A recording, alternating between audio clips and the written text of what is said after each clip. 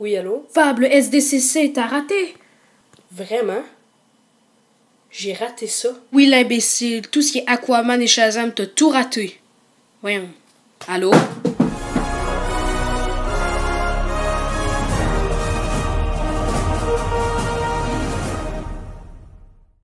Ou plutôt conseil. Donc, gang, je vous conseille, avant de commencer cette vidéo, je vous conseille de regarder tous les trailers en anglais.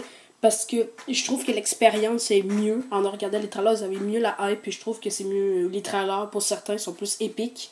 Donc, je vous conseille de les regarder tous en anglais. Vous pouvez les regarder en français si vous voulez après. C'est vous qui décidez que ce que vous faites. Mais c'est un petit conseil pour agrémenter un peu votre expérience cinématographique.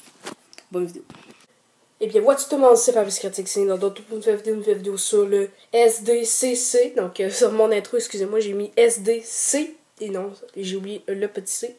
Donc, c'est un top 5 des meilleurs trailers du San Diego Comic Con de 2018. Donc, ceux qui ne savent pas, c'est quoi le Comic Con de San Diego. Dans le fond, c'est le gros festival de tout ce qui est gay, tout ce qui est film un peu blockbuster, les gros films d'action, souvent, films de super-héros surtout. C'est comme, dans le fond, un gros festival geek. Donc, là-dedans, tu as des jeux vidéo, des séries et tout ça.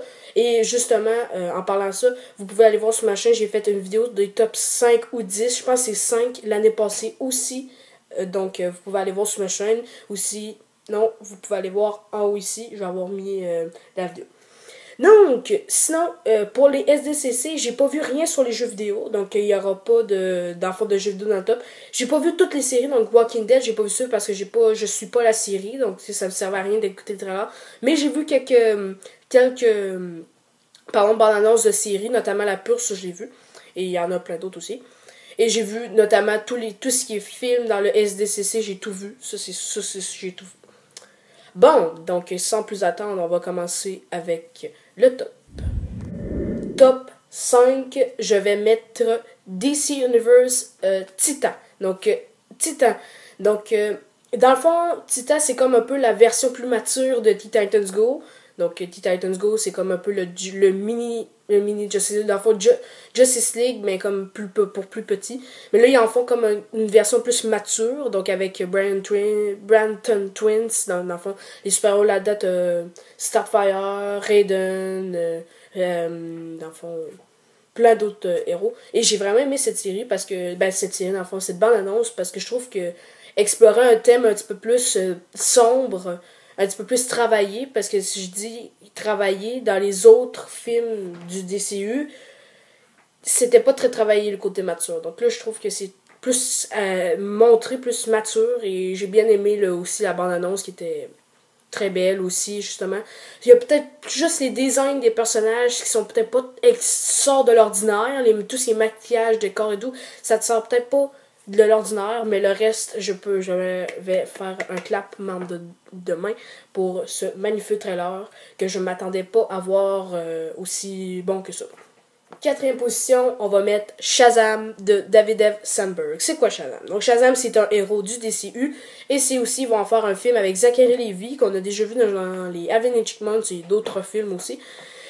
Donc, j'ai bien aimé cette bande-annonce parce que je trouve que DC, ils font un peu changement. C'est comme un peu le film, le Gardien de la Galaxie de DC, je dis pas que c'est autant bon que des Gardiens de la Galaxie, ça m'étonnerait vraiment même. Mais je sens que ça va faire un vent de fraîcheur pour le DCU. Je sens que les acteurs sont quand même bien choisis. Ça pourrait être un film pour tout le monde. Puis le méchant aussi a l'air cool. Ça a l'air un film un peu plus super-héros dans le DCU, un peu plus familial. Parce que ce temps-ci, c'est ça, comme vu que le contenu mature, c'est pas bien pour tout le monde. Mais je pense que Shazam va faire rapport à ça. En plus, on est quand même un bon réalisateur derrière l'écran, je veux dire. Donc, on a David F. Sandberg. Donc, c'est lui qui a fait Annabelle Creation et Lights Out. Donc là, vous vous capotez, il fait un film DCU, mais il a réalisé des films d'horreur. Je sais pas ce qui s'est passé. Mais bon, regarde, il s'est décidé d'embarquer dans son projet. Et j'ai complètement confiance en lui parce que Lights Out, c'est un de mes films d'horreur préférés. Je l'ai adoré. Il est excellent. Et Annabelle Creation, je l'ai pas vu, mais il paraît que selon les critiques, il était bon. Il est même meilleur que le premier. 3e position, Glass. Oh oui, j'attendais ce trailer. Quand j'ai vu les mini sneak peeks Avec, là, tu voyais, là, comme Friday, j'étais genre comme un enfant. Parce que le premier Split, je l'avais aimé. Je l'avais aimé, Split. Mais Incassable, j'ai écouté une partie. J'ai écouté, je pense, les 20 premières minutes, mais j'ai pas vu le reste. Donc, je vais pas mal le réécouter avant la sortie du film. Mais Split, je l'avais vraiment aimé. Je trouve que, dans le fond, M. Night Shyamalan il était très bon derrière la caméra. C'était comme un peu son coming back, un peu dans le cinéma, parce qu'il avait fait... il s'enchaînait beaucoup des mauvais films, notamment The Happening, qui était très mauvais. After Earth, que moi, j'avais bien aimé, mais c'était pas l'au-delà, c'était pas le meilleur des films. Et il y avait aussi, je cherche le nom, là, j'ai oublié, le dernier maître de l'art, justement, ça, je l'ai vraiment pas aimé. Il y a du monde qui l'aime, moi non. Okay. Ben, donc c'est ça. Donc là, donc cette suite a l'air vraiment, vraiment cool. Même, il y a beaucoup de monde qui disent, il n'y a pas beaucoup axé sur Bruce Willis. Même, non. Moi, je trouve que le personnage qui n'est pas beaucoup axé, c'était Glass, qui est pas bien mis en valeur. Mais je trouve que comme un peu l'espèce de comme rassemblement, comme Glass et Force Split, là, j'oublie son nom, là, tellement qu'il y a trop de personnalités. Parce que le gars a plein de personnalités et Glass vont comme un peu se réunir ensemble pour battre, dans le fond, Bruce Willis. Donc, en plus, un cast, je comprends pas ça, je suis désolée, mais tout le monde dit un cast 3 étoiles, je comprends pas, je pourrais dire moi 5 étoiles, il est parfait. Samuel Jackson qui est un de mes acteurs préférés, Bruce Willis qui est juste extraordinaire, et James McAvoy qui...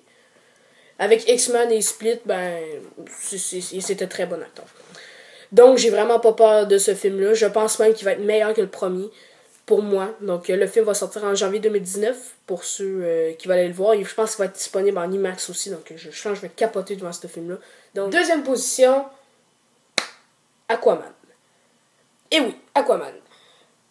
Pourquoi j'ai mis Aquaman en deuxième position? Parce que la balance envoie du lourd. Je vais parler en français. Du lourd, justement, elle est extraordinaire. Je trouve que le personnage d'Aquaman a l'air tellement plus mis en valeur dans ce film-là, même si ça, c'est son film solo. Mais c'est dans Justice League que j'ai été déçu. Il est pas bien mis en valeur. Il est pas très utile. Il est comme plus mis de côté. Puis ça, j'ai vraiment pas comme trouvé ça cool.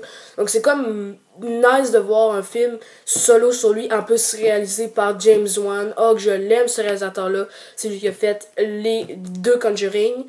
Et c'est lui qui a fait Fast and Furious 7, qui est le meilleur de la série. Ok, moi, si le 7 c'est le meilleur. Il y a beaucoup de monde qui disent que c'est le 8. Et beaucoup de monde disent qu'ils détestent les premiers. Moi, j'ai jamais dit que je détestais les premiers. Mais, moi, le 7, c'est mon coup de cœur. Donc, et c'est ça, c'est lui aussi qui a fait le premier Saw. Donc, Saw, qui est la saga culte de films d'horreur. Et puis, j'ai vraiment pas peur pour ce film-là parce qu'il est tellement porté par un bon cast. Patrick Wilson, Jason Momoa, Nicole Kidman. Parfait. L'histoire a l'air quand même très intrigante. Et voir aussi, en plus, on est comme un côté un petit peu plus différent. T'sais, là, on va dans l'eau, puis on va voir un nouveau univers. Puis ça, je trouve ça vraiment cool. Donc, il y a aussi Patrick Wilson qui fait le méchant. Donc, je sens que ce film va être très bon. Donc, le film sort le 21 décembre 2018 pour ceux qui veulent aller le voir. Donc, il sort en même temps que Bumblebee et Alita Battle Angel. Et voilà, je sais pas pourquoi. Mais bon, il va être en 3D et en IMAX aussi. Donc, pour ceux qui veulent aller le voir. Moi, j'ai très hâte. Et on va en première position. Je pense que vous avez deviné. Godzilla, King of Monsters. Oh my god, ok? Oh my god. Oh non. Ok, ça c'est carrément le trailer. Ok, les autres se suivent beaucoup. Mais lui, là, t'es carrément au-dessus. T'es comme dans... Ok, là, t'as comme... Là, t'as Titan. Après ça, Shazam, Glass... Comment? Là, Godzilla, c'est juste carrément en haut. C'est juste carrément malade. Tellement que ce film a l'air extraordinaire. Le cast, juste le cast... Vera Farmiga qui a joué aussi dans les Conjuring, qui était une très bonne actrice. Et Millie Bobby Brown qui joue Eleven dans Stranger Things. Donc je sens qu'elle va être extraordinaire dans ce film-là. Le film est réalisé par le réalisateur qui a fait Krampus et Trick or Treat, qui a été 2 films d'horreur très bien faits. Et c'est lui aussi qui a écrit Superman Returns. Donc pour moi, je pense que ça va être quand même cool. Et vraiment, je trouve que le film a l'air plus sombre et plus, dans le fond, mature que le premier. Je dis pas que le film était mature. Je trouve même le ton sombre un peu, ça ressemble beaucoup dans les 2 films. Mais donc c'est ça, j'ai vraiment hâte. Et là, continuer à voir cet univers-là, j'ai vraiment, vraiment hâte. Donc là, je vous laisse avec un extrait.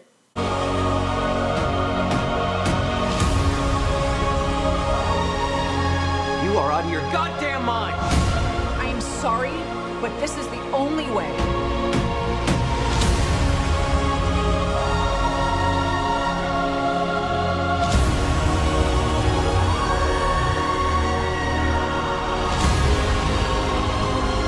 You're a monster.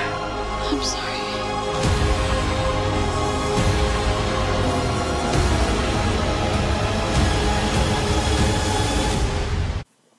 Vous l'avez vu, là? Vous me dites pas que ce trailer est pas épique. Ça, c'est une partie, hein. C'est une partie. Il y a une autre. Il y a encore d'autres choses dans le trailer, là. Donc, c'est ça, là. Donc, c'est ce que vous réserve Godzilla 2. Donc, j'ai vraiment hâte. Et aussi, je vais me retaper le premier film parce que le premier film était flou un peu dans ma tête. Le premier Godzilla, de celui qui est sorti en 2014. Il est un peu flou, j'ai déjà vu, mais ça fait un instant un peu flou, donc je vais pas mal le réécouter avant que ça sorte. Et le film sort le 31 mai 2019, donc en 3D et en IMAX. Top. Donc, c'est ce qui finit mon top 5 des trailers du SDCC 2018.